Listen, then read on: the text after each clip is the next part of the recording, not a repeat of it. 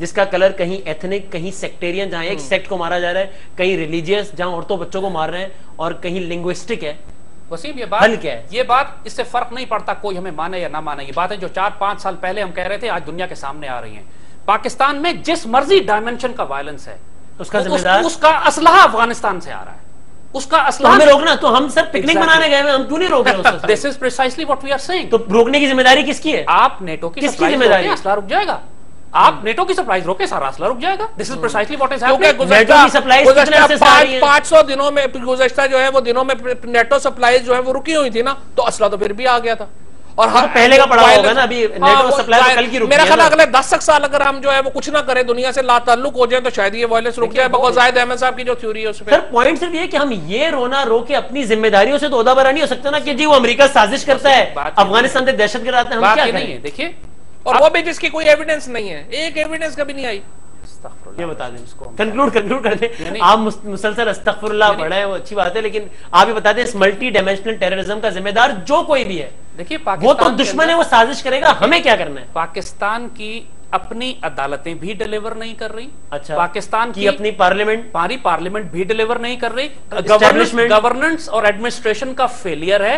Pakistan army बहुत ज्यादा rely कर रही है पार्लियामेंट और जुडिशरी के ऊपर, जो कि उसको नहीं करना चाहिए, जो कि सच्ची बात है, इस वक्त नहीं करना चाहिए। Army should put it's foot down decisively कि यार आप नहीं हैंडल कर सकते हो। कल बन्नू से 400 दहशतगर्द फरार करा के ले गए, ये क्या आर्मी की जिम्मेदारी थी उस जेल खाने का मुहाफिज करना?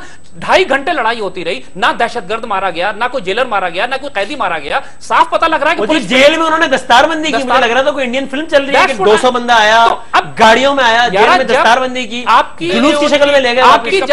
आपकी जब गवर्नमेंट में पुलिस, तो फवाद साहब अगर कैपेसिटी नहीं है तो फिर जैद साहब ठीक कहना है, फिर फौज को ले आए। फिर आम आदमी को तो इससे गर्ज है ना कि वो मर रहा है भाई, यार कोई भी बचा ले मुझे, फौज बचा ले। बात ये है, फौज की भी जिम्मेदारी है इनको रोकना, सिविल एडमिनिस्ट्रेशन की भी जिम्मेदारी है, लेकिन उससे पहले ये हो रहा है, इसके ऊपर तो कंसेंसस अब हुआ है, ये बहुत अच्छी बात है, बड़ी अच्छी बात है। लेकिन एक्सट्रीमिज्म के खिलाफ सिवाय पीपल्स पार्टी के, पीपल्स पार्टी वो वाहिद पार्टी है या एएनपी है या एमक्यूएम है जो अलाइड पार्टी है, लिबरल फोर्सेस कहती है, वो ओन करती है ये वॉर।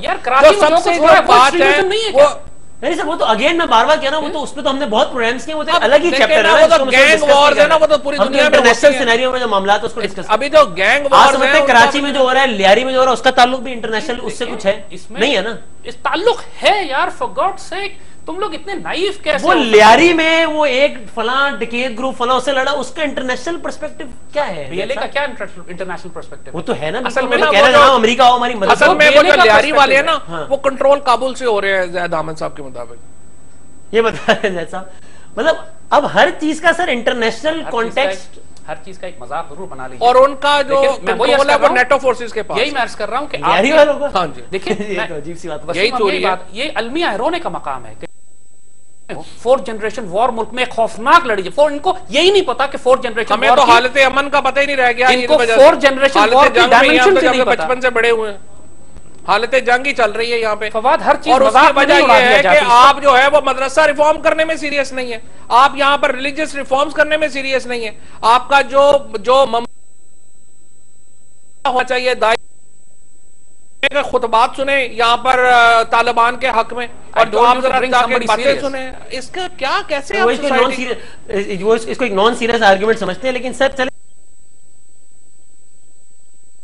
दो में ही खालिफ फिरके के खिलाफ अगर कोई दर्ज दिया जाता है, इसमें अफगानिस्तान, अमेरिका, ये साजिशें कहां हैं? देखिए, ये हमारी बहुत सारी खराबियां हमारे अपने अंदर मौजूद हैं जो पुरानी हैं, कोई उससे इनकार नहीं कर रहा। लेकिन हम जो बात कहना चाह रहे हैं कि पाकिस्तान की अदलिया, पाकिस्तान की हुकूमत, पाकिस्तान की आर्मी, पार्लियामेंट, सबको डिलीवर करना है। अपनी फेलियर से हम इनकार नहीं कर रहे, लेकिन एट द सेम टाइम हम ये बात भी कर रहे हैं कि जितने मिलिटेंट और दहशतगर्द ग्रोह पाकिस्तान में काम कर रहे हैं, उनको इक्विपमेंट, सपोर्ट, सप्लाईज आपकी इसी नेटो से मिल रही है जो अफगानिस्तान जा रही है। अच्छा, अब पाकिस्तान आर्मी सरहदों को महफूज बनाना किसका काम है? अब एक उसको महफूज बनाने का सबसे आसान तरीका यह है कि अफगानिस्तान से फॉरेन फोर्सेस को निकाल दीजिए। आप जब ये कहते नहीं जा रहे, अब क्या कर, इनका बाप नहीं जाएगा, इनका बाप भी जाएगा, इनका बाप अब तक तो नहीं गया ना, जाएगा। आपने नेटो की सप्लाई जब तक नहीं जाएगा तब तक हम क्या करें? देखिए, आपने नेटो की सप्लाईज अब रोकी है। वो जो तालिबान को कंट्रोल नहीं कर सकते अफगानिस्तान में, क्या पाकिस्तान जैसी एटमी ताकत से लड़ सकते हैं? अगर इनमें दम होता तो सप्लाईज अपनी जोर से छुड़ा लेते। छुड़ा सकते हैं ये? तो हम नेटो सप्लाईज में असला ना जाने तो अमेरिका का बाप भी जाएगा आपके ख्याल में? आपने नेटो की सप्लाईज मजीद 4 महीने रोकी, ये 2014 का कहते कहते 2013 की जनवरी में खारिज कर निकल जाएंगे और हमारे यहाँ भी अमनो अमान हो जाएगा। देखिए अफगानिस्तान, अल्लामा इकबाल से पूछ ले, अल्लामा इकबाल से पूछ ले, अल्लामा इकबाल ने इसके मसले का जवाब आपको दे दिया था और उन्होंने कहा था कि अफगानिस्तान में जब अमन होगा तो पूरे खित्ते में अमन होगा, जब अफगानिस्तान में जंग होगी पूरी खित्ते में जंग होगी। ये फाइनल वर्ड बात ये है, खत्म हो गया। 1988 में अमेरिकन यहाँ से चले गए, अब्रप्टली चले गए। हम उस वक्त से अब तक ये रो रहे हैं कि जी ये सारी जो खराबी पैदा हुई है उनके अब्रप्टली चले जाने की वजह से पैदा हुई। वो आए, जहाद किया, चले गए और पीछे से जो है वो रेमिनेंस उनके वो रह गए और वो उसकी वजह से इंस्टेबिलिटी होगी।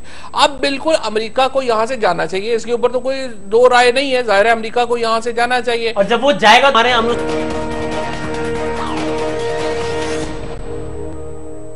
शिक्षक हिफाजत लिक्विड हैंड